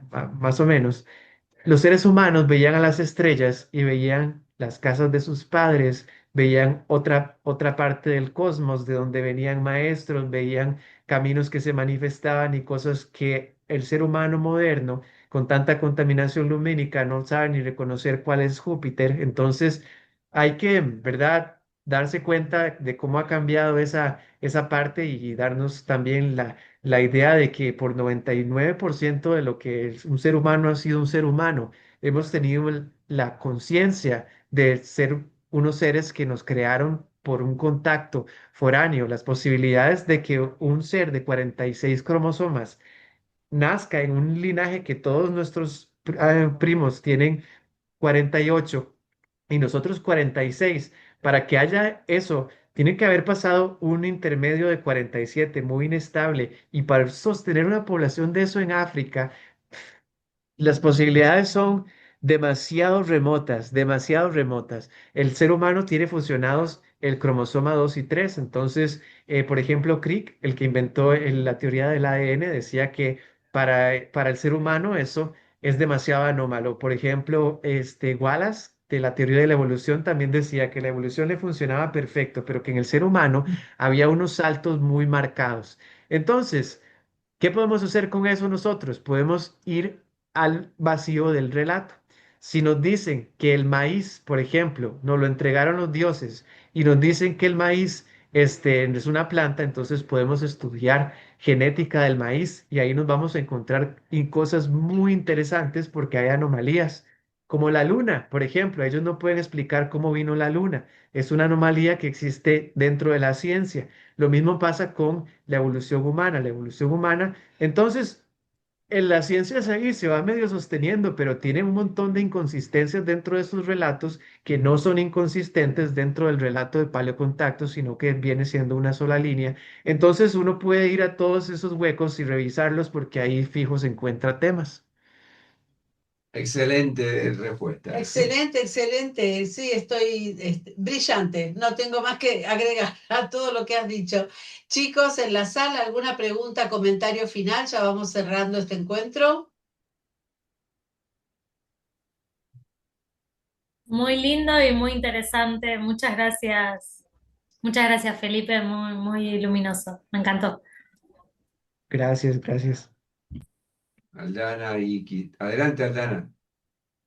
Gracias, profe. Felipe, me encantó, hermoso. Y decirte excelente, igual que mi compañera, excelente como si uno fuera la profesora, excelente. No, cuánto tengo que aprender de vos, cómo presentar para mis próximos trabajos que voy a presentar acá en AIPA, cómo lo presentás, sabes obviamente muy bien de lo que estás hablando, un ejemplo a seguir y realmente toda tu investigación eh, súper abundante, hermosa, hermosa, hermosa. Muchas, muchas gracias. En ningún momento dejé de ver y escuchar, a pesar de que ponía y sacaba la cámara, pero en ningún momento. Así que muchas gracias, Javier, realmente. Felipe, perdón. Muchas gracias. Y sí, yo también tengo personas que me inspiraron mucho, como la maestra Ruth, que ella se sabía todos los relatos de todos los pueblos y te lo podía contar así, con lujo de detalles. Entonces, esa inspiración para mí permanece y me encanta como ir también trazando eso, temas que a uno también le van marcando en la vida, como les contaba al principio, eran cositas que yo me venía preguntando desde que era muy joven y que poco a poco se me fueron revelando. Entonces, es bonito como ir hilando todo ese conocimiento. Ana Catalina. Sí, también agradecerte, Felipe, porque realmente ha sido eh, una delicia todo, escuchar. Eh, Quiero también hacer hincapié en esto que se nota de cómo has elaborado en tu mente, todo está pasado por vos, o sea, que cada cosa la has vivido, la has analizado, no estás repitiendo. Y eso genera también mucha pasión para el que te escucha, ¿me entendés? Porque es como que está contado de primera mano. Así que, bueno, un lujo, como es esto de esta institución que tenemos de AIPA, que realmente da la oportunidad para que nos podamos encontrar. Si no, hubiera sido realmente, creo, como es esas estadísticas que mencionaste, es muy remota. Así que un honor y mi total agradecimiento. Y que se repita. Y que se repita, y que se repita. Bueno, ahí la hinchada, Maravilla. como decimos acá en Argentina, Felipe, la hinchada te reclama, así que no te podés negar. Adelante. A mí me gusta mucho, me encantan estos temas, me fascina mucho. Compartirlo con demás personas es muy lindo aquí en Costa Rica, o al menos mis personas más cercanas. Por ejemplo, un par de primos y así, sí, son personas con las que yo me siento periódicamente a tener discusiones de estos temas, pero es muy difícil. Son muy pocas personas y tener academias de esto es muy bueno. Ya va cambiando los tiempos de cómo eso se conversaba o no se podía conversar en algunas épocas, como hablábamos hace un ratito, que en el siglo VI ya estaba tapado eso y ahorita que ya esté abierto, porque la iglesia también, el Observatorio Astronómico del Vaticano está también aplaudiendo de que vengan los otros hermanos, porque, ¿verdad? El argumento de que Dios no podía quedarse solo con los humanos también les gustó, ¿verdad? Ujú.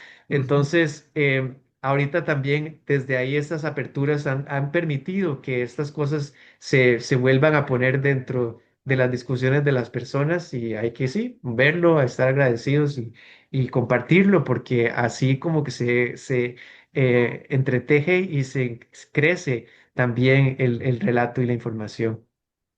Hermoso, hermoso todo. Yo quisiera cerrar, si no se te complica mucho, con las palabras de Jorge Torres, ese poema maravilloso que nos hiciste escuchar. Cerremos la clase y quedémonos así como reflexionando con la voz de nuestros ancestros, ¿no? Que hablaron a través tuyo, a través de tu investigación.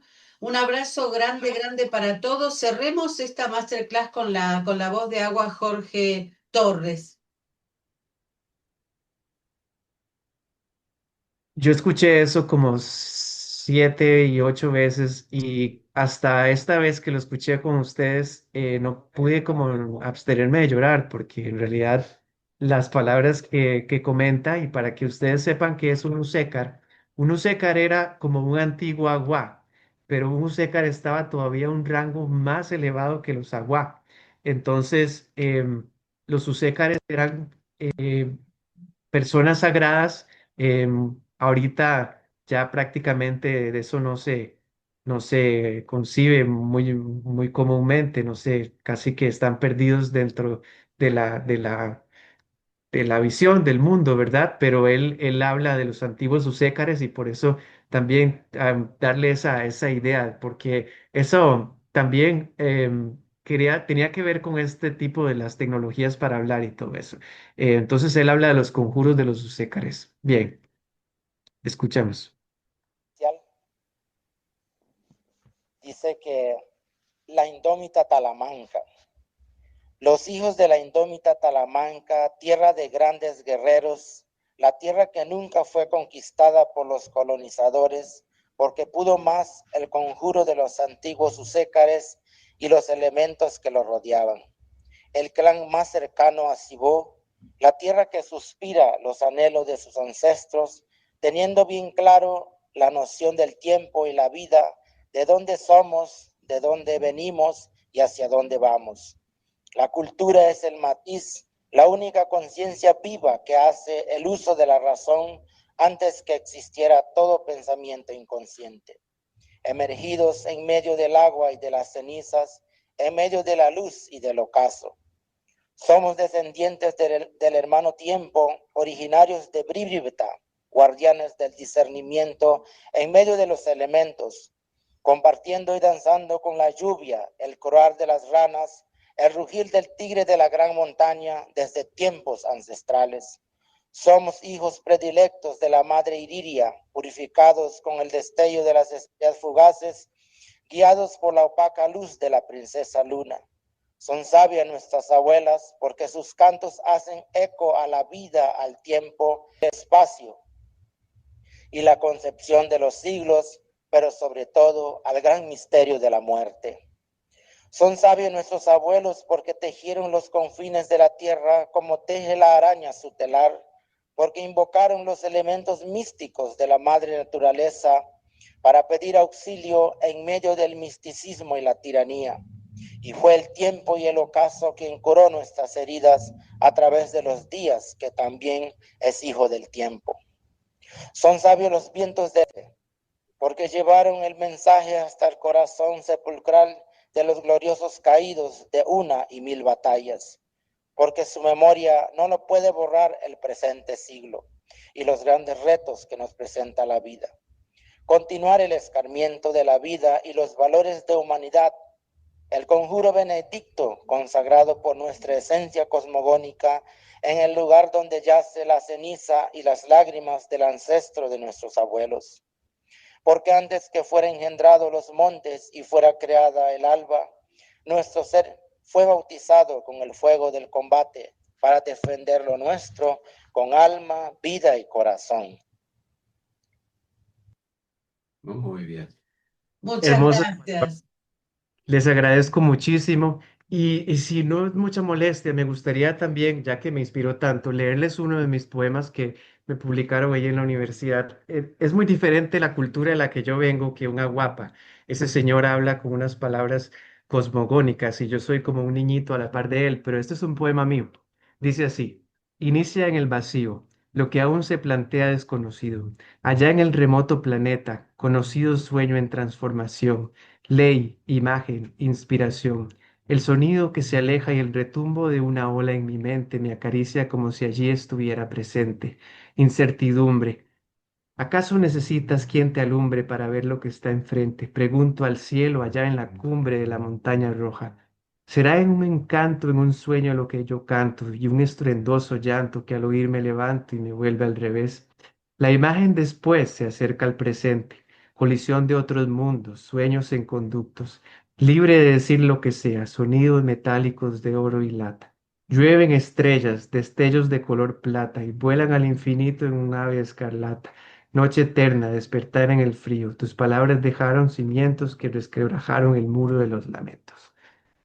Es desde otra cultura, es desde otra línea, pero también me evoca eso de estar en un sueño, en otro planeta, en otro mundo, en otra vida, y me parece que, ¿verdad? Un poco eso, ¿no? El contacto tiene como que esa dimensión también psíquica tan bonita. Así es, totalmente de acuerdo, Felipe, y gracias por compartir contigo, con nosotros, toda tu producción. Así que muchísimas gracias porque es una forma de abrir tu corazón. Estamos conociendo tu interioridad, ¿no? Tu verdadera esencia. Así que muchas gracias. Muchas gracias, gracias. Realmente de corazón, gracias por tanta generosidad de armar el PowerPoint, de tomarte el tiempo, porque Felipe tiene una agenda apretada, tiene muchas actividades, es docente, investiga, es músico, Jimena, como habrás visto en la presentación, Jimena también es música. Así que muchísimas gracias y por supuesto te vamos a volver a invitar a nuestra academia cuando vos dispongas de un tiempito en la segunda mitad del año. Muy buenas noches para todos. Gracias por haber compartido una masterclass más en nuestra academia y nos vemos muy pronto con un nuevo encuentro. Gracias, Felipe. Un abrazo grande para Costa Rica. Un abrazo grande a todos, ¿eh? Gracias. Hasta el próximo encuentro.